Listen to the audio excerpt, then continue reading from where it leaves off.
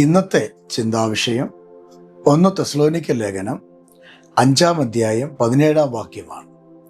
വാക്യം ഇങ്ങനെയാണ്: ഇടവിടാതെ പ്രാർത്ഥിപ്പേൻ.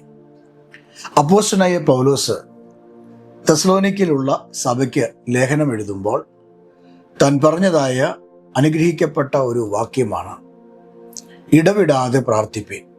എങ്ങനെ പ്രാർത്ഥിക്കണം? ഒരു ക്രിസ്തു ഭക്തൻ എങ്ങനെയാണ് യേശുവിനോട് പ്രാർത്ഥിക്കേണ്ടത്? അവൻ്റെ ജീവിതത്തിൽ പ്രാർത്ഥനാ ജീവിതം എപ്രകാരമായിരിക്കണം?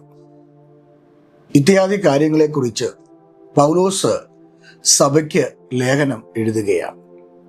ഇവിടെ അപ്പോസ്തലനായ പൗലോസ് തെസ്സലോനിക്കയിലുള്ള വിശ്വാസികളോട് പറയുകയാണ്, നിങ്ങൾ പ്രാർത്ഥിക്കുമ്പോൾ മടുക്കരുത്, പ്രാർത്ഥനയിൽ മടുപ്പ് തോന്നരുത്. പ്രാർത്ഥിക്കുമ്പോൾ ദൈവത്തിന് പ്രസാദകരമാകത്തക്ക നിലയിൽ പ്രാർത്ഥനകൾ നമ്മുടെ ജീവിതത്തിൽ ഉരുത്തിരിഞ്ഞു വരണം. ദൈവകൃപയുടെ വ്യാപാരം, ദൈവകൃപയുടെ ശക്തി നമ്മളിലേക്ക് വ്യാപരിച്ചിട്ട് ആത്മനിറവോടും ദൈവശക്തിയോടും ദൈവകൃപയോടും കൂടെ നാം ദൈവത്തോട് നമ്മുടെ കാര്യങ്ങൾ പറഞ്ഞാൽ തീർച്ചയായും ദൈവം നമ്മുടെ സ്ഥിതികൾക്ക് വ്യത്യാസം വരുത്തി നമ്മുടെ സാഹചര്യങ്ങൾക്ക് നീക്കുപോക്ക് തന്ന് നമ്മെ ബലപ്പെടുത്തുകയും നമ്മെ കൃപയിൽ നിർത്തുകയും നമ്മെ ആശ്വസിപ്പിക്കുകയും നമ്മുടെ പ്രാർത്ഥനയ്ക്ക് മറുപടി തരികയും ചെയ്യും. ഇടവിടാതെ പ്രാർത്ഥിക്കുക. ദാനിയേലിന്റെ പുസ്തകത്തിൽ നമ്മൾ കാണുന്നുണ്ട്, ദാനിയേല് യെരൂശലേമിന്റെ നേരെയുള്ള കിളിവാതിൽ തുറന്നിട്ട് പ്രാർത്ഥിക്കുന്ന ഒരു പ്രാർത്ഥനാ മേഖല.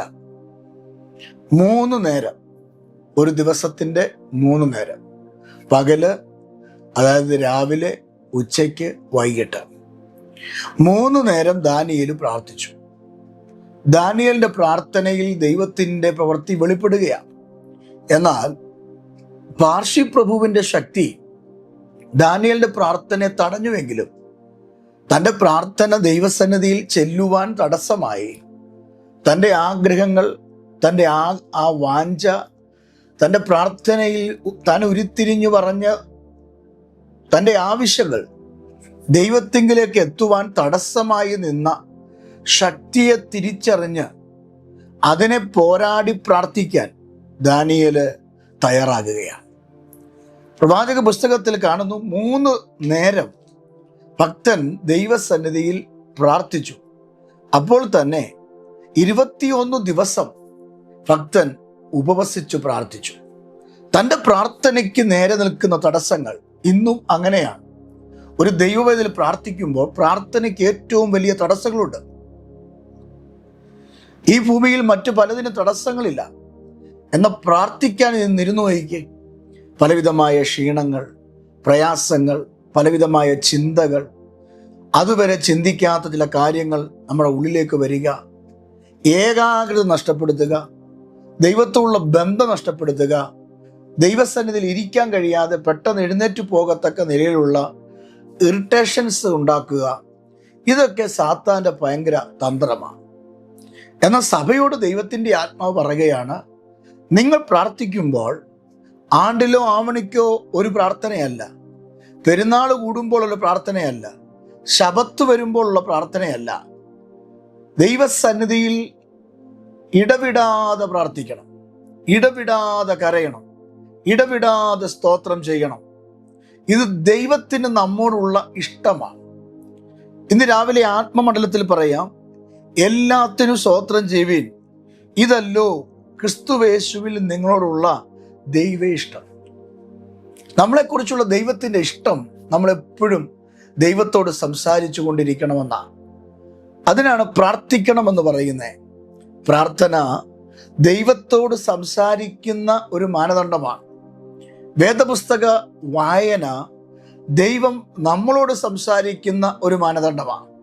അപ്പം പ്രാർത്ഥന ദൈവത്തോടാണെങ്കിൽ, വചനധ്യാനം നമ്മോട് ഇടപെടുന്നതാണെങ്കിൽ, ഒരു ദൈവവേദിയിൽ എപ്പോഴും ഇടവിടാതെ ചെയ്യേണ്ട കാര്യമാണ് പ്രാർത്ഥനയും വചനധ്യാനവും. ദൈവത്തോട് പറയുക, ദൈവം നമ്മോട് സംസാരിക്കുക. ഇന്ന് രാവിലെ ഞാൻ എൻ്റെ പ്രിയപ്പെട്ട സഹോദരനോട് പറയാം, നിങ്ങൾക്കൊരു ഭാരം കാണും, നിങ്ങൾക്കൊരു നിരാശ കാണും. ഒരുപക്ഷെ നിങ്ങളുടെ മക്കളെ ഓർത്തോ, ജോലിഭാരങ്ങളെ ഓർത്തോ, കുടുംബജീവിതത്തെ ഓർത്തോ, മുടങ്ങിപ്പോയ ചില അഴിച്ചുപണികളെക്കുറിച്ചോ പണികളെക്കുറിച്ചോ ഒക്കെ ആയിരിക്കാം. എന്നാൽ ദൈവസന്നിധിയിൽ ഇടവിടാതെ കരയുകയും ഇടവിടാതെ പ്രാർത്ഥിക്കുകയും മുട്ടുമടക്കുകയും ചെയ്താൽ നിങ്ങളുടെ വിഷയത്തിന് ഒരു വലിയ മറുപടി, ഇതുവരെയും കണ്ടിട്ടില്ലാത്ത, ഇതുവരെയും ചിന്തിച്ചിട്ടില്ലാത്ത, പ്രതീക്ഷിച്ചിട്ടില്ലാത്ത ഒരു വലിയ അനുഗ്രഹം ഈ ദിവസങ്ങളിൽ, അതെ, ഒരത്ഭുതമായി നിങ്ങളുടെ ജീവിതത്തിൽ കർത്താവ് ചെയ്യുക തന്നെ ചെയ്യും. അതുകൊണ്ട് വേദപുസ്തകത്തിനകത്ത് വിശ്വസിക്കുന്ന ഒരു ദൈവവേദനോട് ഞാൻ ഈ വാക്യത്തിൽ നിന്നുകൊണ്ട് പറയുകയാണ്, വല്ലപ്പോഴും ഒരു പ്രാർത്ഥനയിൽ ഒതുങ്ങാതെ ഇടവിടാതെ പ്രാർത്ഥിക്കണം. കുടുംബ പ്രാർത്ഥന വേണം, വ്യക്തിപരമായ പ്രാർത്ഥന വേണം. ദൈവസന്നിധി താണിരുന്ന് ദൈവവുമായിട്ട് എപ്പോഴും സംസാരിക്കുന്ന ഒരു അനുഭവം നമ്മുടെ ജീവിതത്തിൽ ഉണ്ടാകണം. നമ്മൾ നമ്മുടെ ഭർത്താവിനോട് സംസാരിക്കാൻ, ഭാര്യയോട് സംസാരിക്കാൻ, കുഞ്ഞുങ്ങളോട് സംസാരിക്കാൻ, ഇനി എന്തിനേറെ അടുത്ത് താമസിക്കുന്ന വീട്ടുകാരോട്, കൂട്ടുകാരോട്, അങ്ങേയറ്റം പറഞ്ഞാൽ ഫോണിൽ കൂടെ നമ്മൾ എത്രയോ സമയമാണ് കളയുന്നത്. ചാറ്റ് ചെയ്യുവാനും കോളിൽ സംസാരിക്കാനും ഒക്കെ എത്ര സമയം നമ്മൾ കളയുന്നു. നോക്കുക, ദൈവത്തോട് സംസാരിക്കാൻ ഒരു ദിവസം എത്ര സമയം നമ്മൾ എടുക്കുന്നുണ്ട്? ഒന്ന് ചിന്തിച്ചു നോക്കിക്കേ. ഒരു ഫേസ്ബുക്കിനകത്ത് അല്ലെങ്കിൽ ഒരു വാട്സപ്പിനകത്ത്, ഒരു ഗ്രൂപ്പിനകത്ത് കയറി നമുക്കിഷ്ടമല്ലാത്തതും ഇഷ്ടമായ കാര്യങ്ങൾ ഷെയർ ചെയ്യാൻ നമ്മൾ എത്ര സമയം കണ്ടെത്തും? മറ്റുള്ളവരെ കുറിച്ച് കുറ്റം പറയാൻ, മറ്റുള്ളവരുടെ ന്യൂസ് അറിയാൻ നമ്മൾ എത്ര സമയമെടുക്കും? യുദ്ധത്തെക്കുറിച്ച് അറിയാൻ എത്ര സമയം നമ്മൾ ടി വിയുടെ മുമ്പിലിരിക്കും? സീരിയൽ കാണാനും സിനിമ കാണാനും അല്ലെങ്കിൽ മറ്റു പല കാര്യങ്ങളും, കോമഡികളൊക്കെ കേൾക്കാനും എത്ര വട്ടം നമ്മൾ മീഡിയയുടെ മുമ്പിലിരിക്കും? അതേപോലെ നമ്മൾ എത്ര സമയം ഉറങ്ങാനെടുക്കും? എൻ്റെ പ്രിയപ്പെട്ടവരോട് ഞാൻ പറയട്ടെ, ഒരു ദിവസത്തിൽ 24 മണിക്കൂർ ഉണ്ടെങ്കിൽ ആ 24 മണിക്കൂറും കണ്ണിൻ്റെ കൃഷ്ണമണി പോലെ നമ്മെ പരിപാലിച്ച് ഒരാപത്ത് വരാതെ, അനർത്ഥം വരാതെ, രോഗം വരാതെ, ആരോഗ്യത്തോടെ, ബലത്തോടെ നമ്മളെയും നമ്മുടെ കുഞ്ഞുങ്ങളെയും ഈ ഭൂപരപ്പിൽ ഇരുത്തിയിരിക്കുന്ന ദൈവത്തോട് സംസാരിക്കാൻ നമ്മൾ എത്ര സമയമെടുക്കും? ചിന്തിച്ചിട്ടുണ്ടോ? നമ്മൾ ദൈവത്തോട് ഇടപെടാൻ വേണ്ടി, ദൈവത്തോട് പ്രാർത്ഥിക്കാൻ വേണ്ടി നമ്മൾ എത്ര സമയമെടുക്കും? പലപ്പോഴും നമുക്കത് കഴിയുന്നില്ല. നമ്മുടെ ജീവിതത്തിൽ അത് സാധിക്കുന്നില്ല. ദൈവസന്നിധിയിൽ ഇരിക്കണമെന്ന് ആഗ്രഹമുണ്ട്, സാധിക്കുന്നില്ല. പല കാര്യങ്ങൾക്കും നമുക്ക് സമയമുണ്ട്. കുറ്റം പറയാൻ സമയമുണ്ട്, മറ്റുള്ള കാര്യങ്ങൾ ചെയ്യാൻ സമയമുണ്ട്, വാർത്ത കാണാനും വാർത്ത വായിക്കാനും സമയമുണ്ട്. നോക്കുക, ദൈവത്തോട് സംസാരിക്കാൻ നമുക്ക് സമയം കിട്ടുന്നില്ല. അത് നമ്മുടെ ജീവിതത്തിലെ ഏറ്റവും വലിയ പരാജയമാണ്. നമ്മുടെ ജീവിതത്തിൽ പലപ്പോഴും പല വാതിലുകളും അടഞ്ഞു പോകുന്നതിൻ്റെ അർത്ഥം, പല വഴികളും നമ്മുടെ മുമ്പിൽ ക്ലോസ് ആയി കിടക്കുന്നതിൻ്റെ അർത്ഥം, ഒരു ദൈവ പ്രവൃത്തി നമ്മുടെ ജീവിതത്തിൽ വെളിപ്പെടുത്താതിൻ്റെ അർത്ഥം നമുക്ക് ദൈവവുമായിട്ട്, യേശുവുമായിട്ട് ഒരു ബന്ധം ഉണ്ടാക്കിയെടുക്കാൻ പറ്റുന്നില്ല എന്നുള്ളതാണ്. എന്നാൽ യേശുവുമായി ഒരു അഭേദ്യ ബന്ധമുണ്ടായി, യേശുവിൻ്റെ കൂടെ നടന്ന്, യേശുവിനോട് സംസാരിച്ച്, യേശുവിനോട് നമ്മുടെ കാര്യങ്ങളെല്ലാം പറഞ്ഞ്, നമ്മുടെ വേദനകളും സന്തോഷവും നമ്മുടെ മുറുമുറുപ്പുകളും ഒക്കെ ദൈവത്തോട് പറഞ്ഞ് യേശുവിൻ്റെ സന്നിധിയിൽ അതൊന്ന് നിരത്തി വെക്കാൻ തയ്യാറാകണം. അതുകൊണ്ട് കർത്താവ് പറഞ്ഞത്, നിങ്ങൾ എൻ്റെ അടുക്കൽ വരുവീൻ, ഞാൻ നിങ്ങളെ ആശ്വസിപ്പിക്കും. നിങ്ങൾക്ക് കഷ്ടമുണ്ട്, നിങ്ങൾക്ക് രോഗമുണ്ട്, നിങ്ങൾക്ക് വെല്ലുവിളികളുണ്ട്, നിങ്ങൾക്ക് പരാജയങ്ങൾ സംഭവിക്കാം. പക്ഷേ ഈ വക വിഷയങ്ങളെ, ഈ ലോകത്തെ ജയിച്ച ഞാൻ നിങ്ങൾക്ക് ഉള്ളിടത്തോളം കാലം നിങ്ങൾ നിരാശപ്പെടേണ്ട. അതുകൊണ്ട് ദൈവത്തിൻ്റെ ആത്മാവിൽ എൻ്റെ പ്രിയപ്പെട്ടവരോട് ഞാൻ ഇന്ന് രാവിലെ ശക്തമായി ദൂത് പറയുകയാണ്, ഇടവിടാതെ ദൈവത്തോട് നിങ്ങൾ പ്രാർത്ഥിക്കണം. ജോലി ചെയ്യുമ്പോൾ പ്രാർത്ഥിക്കണം. ഒരു സ്ഥലത്ത് പായിട്ട് കുത്തിയിരുന്ന് പ്രാർത്ഥിക്കുന്ന വിഷയത്തെക്കുറിച്ച് മാത്രമല്ല, നിങ്ങൾ ഡ്രൈവ് ചെയ്യുമ്പോൾ നിങ്ങൾക്ക് പ്രാർത്ഥിക്കാൻ പറ്റും, നിങ്ങൾ കിച്ചണിൽ പണിയെടുക്കുമ്പോൾ പ്രാർത്ഥിക്കാൻ പറ്റും, നിങ്ങൾ തുണി അലക്കിക്കൊണ്ടിരിക്കുമ്പോൾ പ്രാർത്ഥിക്കാൻ പറ്റും, നിങ്ങൾ നടക്കുമ്പോൾ പ്രാർത്ഥിക്കാൻ പറ്റും, നിങ്ങൾ കിടക്കയിൽ കിടക്കുമ്പോഴും പ്രാർത്ഥിക്കാൻ പറ്റും. നിങ്ങൾ ഒരു ഓഫീസിൽ ജോലി ചെയ്യുമ്പോഴും ആ കാര്യങ്ങൾ കൃത്യനിഷ്ഠതയോടെ നിങ്ങൾ ചെയ്തുകൊണ്ടിരിക്കുമ്പോഴും ദൈവത്തോട് കമ്മ്യൂണിക്കേഷൻ നടത്താൻ നിങ്ങൾക്ക് കഴിയും. നമുക്ക് കഴിയും, എനിക്കത് കഴിയും.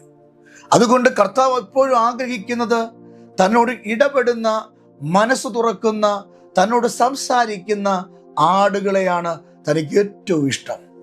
അതുകൊണ്ട് എൻ്റെ പ്രിയപ്പെട്ട സഹോദരങ്ങളോട് ഞാൻ പറയാം, ഏത് താഴ്വരയിലും, ഏത് പ്രയാസങ്ങൾ നേരിട്ടാലും, ഏത് ദുഃഖങ്ങൾ നിങ്ങളെ വരിഞ്ഞു മുറുക്കിയാലും, മുമ്പോട്ട് പോകാൻ കഴിയാതെ എവിടെയൊക്കെയോ നിങ്ങളുടെ ജീവിതത്തിൽ പ്രശ്നങ്ങളും പ്രതികൂലങ്ങളും ഉരുത്തിരിഞ്ഞു വരുമ്പോൾ നിങ്ങൾ യേശുവിനോട് സംസാരിക്കുന്ന ഒരു വ്യക്തിയാണെങ്കിൽ യേശു നിങ്ങളുടെ വിഷയത്തിൽ അത്ഭുതം ചെയ്യും. ഇവിടെ എങ്ങനെയാണ് ഇടവിടാതെ പ്രാർത്ഥിക്കേണ്ടത്? ഇടവിടാതെ പ്രാർത്ഥിക്കുമ്പോൾ എങ്ങനെയാണ് അത് നമ്മുടെ ജീവിതത്തിൽ ഉണ്ടാകേണ്ടത്? ഫിലിപ്പിയ ലേഖനം 4-ാം അധ്യായം അതിൻ്റെ 6-ാമത്തെ വാക്യത്തിൽ ഇങ്ങനെ വായിക്കുന്നുണ്ട്, ഒന്നിനെക്കുറിച്ചും വിചാരപ്പെടരുത്. സ്തോത്രത്തോടെ നിങ്ങളുടെ ആവശ്യങ്ങൾ ദൈവത്തോട് അറിയിക്കുക അത്രേ വേണ്ടത്. അപ്പം ഒരു ദൈവ പൈതൽ ഇടവിടാതെ പ്രാർത്ഥിക്കണം എന്ന് ഞാൻ പറഞ്ഞു. ഇടവിടാതെ പ്രാർത്ഥിച്ചാൽ റിസൾട്ട് ഉണ്ട് എന്ന് പറഞ്ഞു. അങ്ങനെയാണെങ്കിൽ 2 വാക്യങ്ങളിൽ ചിന്തിക്കാം, എങ്ങനെ ഇടവിടാതെ പ്രാർത്ഥിക്കണം. അതിനാണ് ഫിലിപ്പിയ ലേഖനത്തിൽ പൗലോസ് പറഞ്ഞത്, ഒന്നിനെക്കുറിച്ചും വിചാരപ്പെടാതെ ഇടവിടാതെ പ്രാർത്ഥിച്ചു കൊണ്ടിരിക്കണം. നിങ്ങളുടെ ജീവിതത്തിൽ വലിയ കടഭാരം കാണും, നിങ്ങളുടെ ജീവിതത്തിൽ വലിയ പ്രയാസങ്ങളും ബുദ്ധിമുട്ടുകളും കാണും. ആർക്കും നിങ്ങളെ സഹായിക്കാനോ നിങ്ങളെ ആശ്വസിപ്പിക്കാനോ കഴിയാത്ത ഒരു സാഹചര്യത്തിൽ കൂടെ ആയിരിക്കാം ഇന്ന് രാവിലെ നിങ്ങൾ കടന്നു പോകുന്നത്. പക്ഷെ നിങ്ങൾ ഒന്നിനെക്കുറിച്ചും വിചാരപ്പെടരുത്. നാളെ എന്തു തിന്നും, എന്തുടുക്കും, ഇവയെക്കുറിച്ച് നിങ്ങൾ വിചാരപ്പെടരുത്. അത് ജാതികളാണ് അന്വേഷിക്കുന്നത്. എന്നാൽ ഒന്നിനെക്കുറിച്ചും വിചാരപ്പെടാതെ സ്തോത്രത്തോടെ നിങ്ങളുടെ ആവശ്യങ്ങൾ ദൈവസന്നിധിയിൽ സമർപ്പിച്ചാൽ നിങ്ങളുടെ കാര്യങ്ങൾ, നിങ്ങളുടെ മക്കളുടെ കാര്യങ്ങൾ സ്വർഗത്തിലെ ദൈവം ഭംഗിയായി അനുഗ്രഹമായി ചെയ്തു തരും.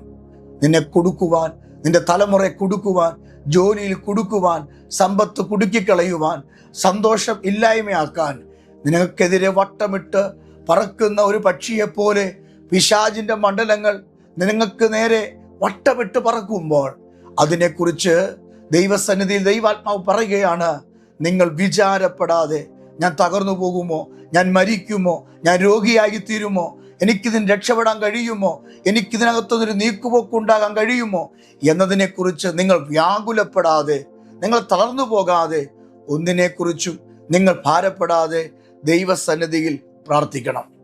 ഇടവിടാതെ പ്രാർത്ഥിക്കണം. അതാണ് ഫിലിപ്പിയ ലേഖനത്തിൽ പൗലോസ് അപ്പോസ്തലൻ പറഞ്ഞത്. അതേപോലെ തന്നെ മത്തായിയുടെ സുവിശേഷത്തിൽ 26-ാമത്തെ അധ്യായം 41-ാമത്തെ വാക്യത്തിൽ യേശു കർത്താവ് പറഞ്ഞ ഒരു കാര്യമുണ്ട്, ഉണർന്നിരുന്നു പ്രാർത്ഥിപ്പീൻ.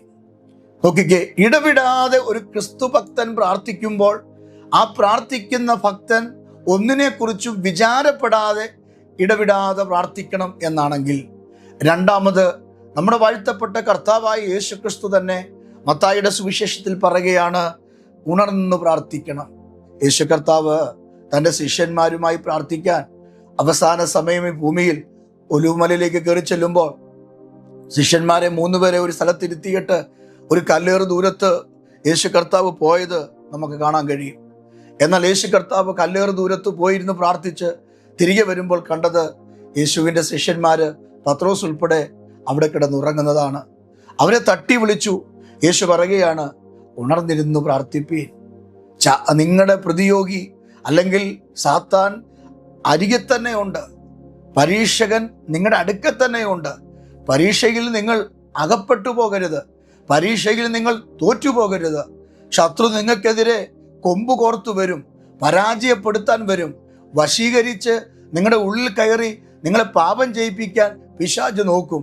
നിങ്ങൾക്കിഷ്ടമുള്ള കാര്യങ്ങൾ നിങ്ങളുടെ മുമ്പിൽ, നിങ്ങൾക്ക് ടേസ്റ്റുള്ള കാര്യങ്ങൾ നിങ്ങളുടെ മുമ്പിൽ കൊണ്ടിട്ടിട്ട് നിങ്ങളെ വഞ്ചിക്കാൻ പിശാച് നോക്കും. പക്ഷെ അതിനകത്തൊക്കെയും നിങ്ങൾക്കൊരു ജയം വേണമെങ്കിൽ, ഒരു റിസൾട്ട് വേണമെങ്കിൽ, ഒരു വിജയം വേണമെങ്കിൽ, നിങ്ങൾ അവരെ പരാജയപ്പെടുത്തി നിങ്ങൾക്കൊരു ജയം ഉണ്ടാകണമെങ്കിൽ നിങ്ങൾ എന്ത് ചെയ്യണം? ഉറങ്ങിപ്പോകരുത്, ഉണർന്നിരുന്ന് പ്രാർത്ഥിപ്പീൻ. അതുകൊണ്ട് വേദപുസ്തകത്തിൽ, പ്രവാചക പുസ്തകത്തിൽ വായിക്കുന്നു, ഉണർന്നിരുന്നു പ്രാർത്ഥിപ്പീൻ എന്ന് പറയുമ്പോൾ ഉണർന്നുകൊള്ളുക, ചാവാറായ ശേഷിപ്പിനെ ശക്തിപ്പെടുത്തുക എന്ന് പ്രവാചക പുസ്തകത്തിൽ എഴുതിയിട്ടുണ്ട്. പ്രിയപ്പെട്ടവരെ, എവിടെയെങ്കിലും നമ്മൾ ഉറങ്ങിയിട്ടുണ്ടോ? നമ്മുടെ ജീവിതത്തിൽ നമ്മൾ ഉറങ്ങുന്ന അവസ്ഥയാണോ? പ്രാർത്ഥിക്കേണ്ട സമയം പ്രാർത്ഥിക്കാൻ കഴിയാതെ ജീവിതത്തിൽ നമ്മൾ ഉറങ്ങിപ്പോയ അവസ്ഥകൾ, പരാജയപ്പെട്ടു പോയ അവസ്ഥകൾ. എന്നാൽ ഇന്ന് പകൽ കർത്താവിൻ്റെ ആത്മാവ് പറയുന്നു, നിങ്ങൾ പരീക്ഷകന്റെ മുമ്പിലാണ് കഴിയുന്നത്. പരീക്ഷകൻ നിങ്ങളെ പരീക്ഷിക്കേണ്ടതിന് നിങ്ങൾക്ക് ചുറ്റും അവൻ വട്ടം കറങ്ങി നടക്കുകയാണ്. പക്ഷെ അതിനകത്ത് നിങ്ങൾക്ക് ജയം കിട്ടാൻ നിങ്ങൾ ഉണർന്നിരുന്ന് എന്ത് ചെയ്യണം? പ്രാർത്ഥിക്കണം. അപ്പം ഒരു ക്രിസ്തുഭക്തൻ ഇടവിടാതെ പ്രാർത്ഥിക്കേണ്ടത് എങ്ങനെയാണ്?